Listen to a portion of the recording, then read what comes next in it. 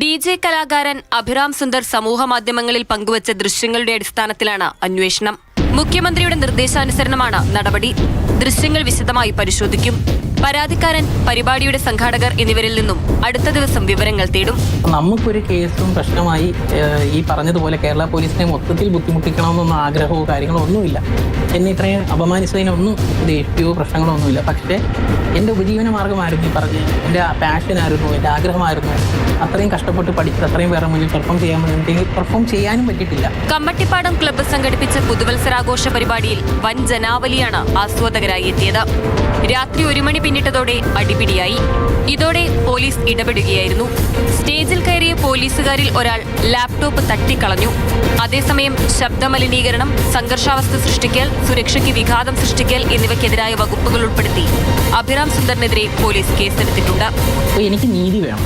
അതായത് എനിക്ക് എൻ്റെ പേരിൽ എടുത്തിരിക്കുന്ന ഇല്ലാത്തതായിട്ടുള്ള കേസുകൾ പിൻവലിക്കുകയും ചെയ്യണം. അതുപോലെ തന്നെ എനിക്ക് ഈ സ്പെക്കിലുള്ള ഒരു ലാപ്ടോപ്പ് കേരള പോലീസ് തന്നെ വാങ്ങിച്ചു തരണം. മാതൃഭൂമി ന്യൂസ്, പത്തനംതിട്ട.